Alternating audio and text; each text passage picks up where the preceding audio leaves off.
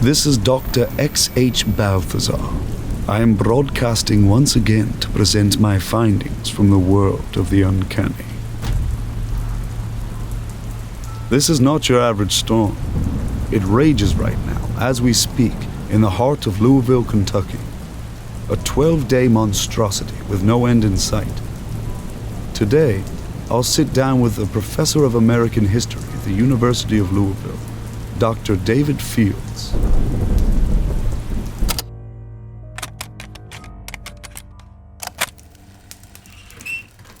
Would you mind if I hung my coat on? By all means, please. It's still a bit damp, if you can believe it. Or perhaps that is my imagination, now that I'm growing accustomed to the bone chill. I've lit a fire as a thank you for coming all this way. I had the time off from university, given that there was an incident of sorts with a fellow professor, Marcus, who tragically passed in a freak accident. But I suppose I'm getting ahead of myself. Dr. Fields, I should inform you. Call me David, if you wouldn't mind.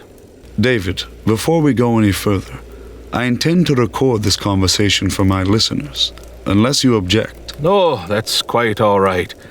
I already anticipate how crazy I will sound to them.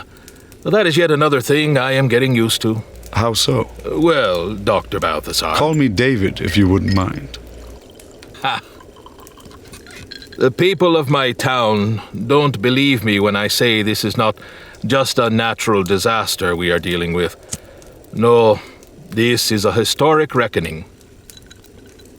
And my theories of resolution are ruining my reputation in my own town, that which I am trying to save. Let me do my listeners a favor and take us back for a second. Would you mind describing Louisville's current predicament? Certainly. I'll start by saying it was difficult for me to catch a train here because everyone is fleeing for the hills. The tropical storm started nearly a fortnight ago, and our casualties are well above the double digits at this point. It's a beast. Take no prisoners. You name it. I've seen it. I saw a house gutted in the blink of an eye, with winds that drove wooden stakes into a cowering family. I saw the Ohio River swallow up a stray dog frantically whimpering for its owner. I saw lightning strike a young child fleeing the sudden uptake in electricity on her father's shoulders. I'm one of many trying to amend the situation, but I'm a historian, not a firefighter. Not some breed of broad-chested man pumping with unbridled valor, you know the sort. I can only offer so much expertise. The knowledge that this storm has happened in Louisville once before, in the early 19th century, under the context of witchcraft, black magic.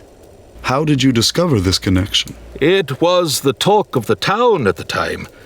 Nearly every journal we have from that era makes mention of a terrible storm, a curse, and a band of vile witches roaming the streets. Of course, I used to think those tales were mere fables, but a storm like this makes you wonder if we are being punished. I can certainly see how you would draw that connection. But what is Louisville being punished for? This is where it gets interesting.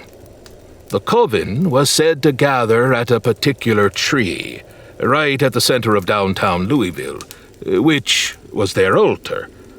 So, as to take a firm stance against the witches and their poisoning of public property, the city governance went about removing the tree. They thought it a good way to rid themselves of this problem for good. That would only antagonize them, I presume. Precisely, Doctor. The day they saw the tree down, the mighty storm began. Flooding, destruction, exactly like we see today. The storm raged on for weeks until a bolt of lightning struck the stump, and a new tree grew in its place. Only this one was gnarled, its branches wrapped around itself like tendrils raised from hell itself. Locals call it the witch's tree now. For a long time it was something of a historical landmark.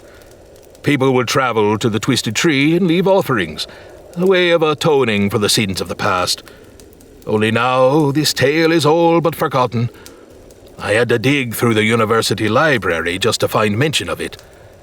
I'm no believer in these sorts of stories, but it cannot just be coincidence. Can it? Have I lost you, Doctor? Quite the opposite. You have my undivided attention. Well, you'd be the first. So, you've made your theories? Theories? I would hope they've earned more merit than that. I'm sorry, I didn't mean to discount you. I only mean to suggest that it hasn't been proven. No, I'm overreacting. You see, I'm a bit defensive. I'm a respected member of the academic community. To go out on a limb such as this, to suggest witchcraft, could be the root of mass destruction. It's mad. But have you presented your evidence? Which was considered lightly, then deemed a danger to the community. A danger? It is my hypothesis, when put into action, that they fear. I determined beyond a reasonable doubt that there is a strong connection between this murderous storm and the one from a century ago. History is repeating itself, and we are paying the price for not learning from it. Once the offering stopped, the storm came in full force with no warning, unrelenting. There appeared to be a direct correlation between the offerings and appeasing the legacy of the witches. It seemed clear to me that an offering of great significance must be made in order to cease our suffering. But many did not believe the solution to a natural disaster could be that simple. And those who did, well, it was hard to find a soul to brave the storm. We are living under the warning that if we step outside, we risk an eternity at the witch's hand. That's when Marcus got involved. Your late colleague? Yes. You see, I reasoned with Marcus to experiment on something with me. To go to the witch's tree and leave an offering of great value at its base. What kind of offering? Something small, an item the offerer deems valuable. You have to start somewhere. If we were wrong, it would be a failed experiment and nothing more. Nothing more. So, Marcus grabs his watch. We get in my car and drive through the storm as it tries with everything it can to take us off the road and up into the air. Until we get to the witch's tree. I instruct him to do exactly as I say.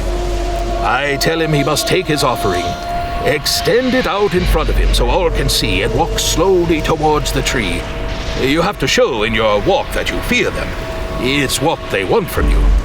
I watch him take his small steps from the driver's seat of the car. It looks like it's going to work. The winds are dying down, the thunders, rumbles lower. He sets the watch down, bowing, and just as he's about to retreat, the tree takes life. I swear to you, it had a mind. It knocks his feet out from under him and traps him in a branch hole, taking him hostage. He's struggling with all his might, calling out for me, screaming. What could I do? I had nothing to give, nothing to offer. The first lightning bolt strikes the tree, and I see it course through Marcus's body. His eyes bulged out of his head, and his teeth bared as fresh blood seeped through the gaps in the white. Second strike, he goes completely limp. His body is shivering, and I don't think he has any control over his nerves at that point. By the third strike, I can smell burning flesh, and I see smoke coming out of his mouth and ears with the blood. It was dreadful. By the fourth strike, I know he's no longer there. Now you listen to all that and tell me this storm doesn't have a vendetta. I can see what you mean. Although, how do you move forward from that? You keep experimenting. Keep trying to figure out what it is they want. I mean with Marcus's family. Did you tell them what he died doing? What your slightly unfounded plans for experimentation were? Slightly unfounded? You insult me. I told them it was his idea to provide an offering, and I drove him there. He is responsible for his own death, seeing as he participated willingly.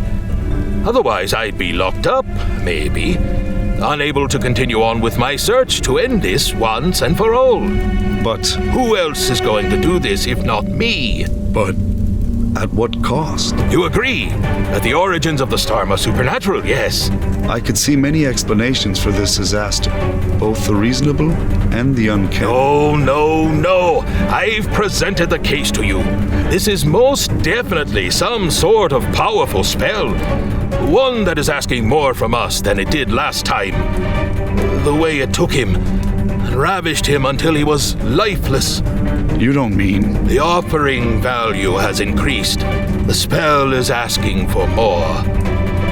A sacrifice. A blood sacrifice. I hardly think you have grounds to jump to such a conclusion. But I do. I witnessed their signal to us. When they took him, I watched the storm's intention with my own eyes. It was out for blood, don't you see? Blood! That's enough. I will not have you suggesting to me or my listeners that manslaughter is ever an option. What would you do? What is the solution to a problem you can't touch, but won't stop until it has killed everyone? What's one life to 100? What would you offer? It's time for you to leave my office, Dr. Fields. Call me David, please, if you wouldn't mind.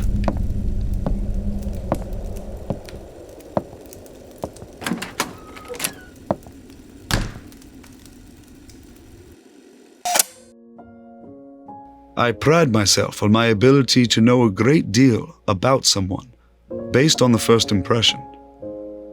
But my first impression of Dr. Fields was far off than what I'd learned to know of him throughout our conversation.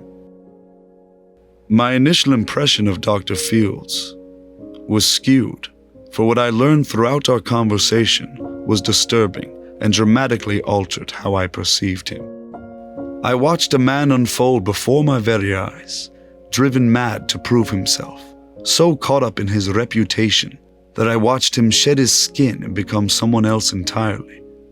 Someone capable of murder. I didn't know what to say to this question. What would you offer? If everyone around you was dying, what would you give? What would you believe in? Often these theories of the supernatural can make us feel like there is more out there than what first meets the eye. Our superficial perception of the world could hide how sinister we'll soon know it to be. A storm isn't just a change in weather, but a witch's spell reigniting to make us pay for our sins. But where we go seeking that fire, we are sure to get burned. It is an unsolvable conundrum. As for Louisville, I heard word in 2 weeks' time that the storm ended.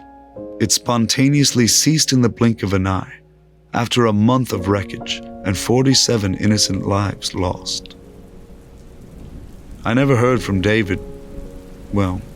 Fields, ever again. But I have been asked to keep a wary eye out for him, as his manhunt is still underway. That is all I have for this week. As always, thank you for tuning in, listeners. And until next time, goodbye and good night.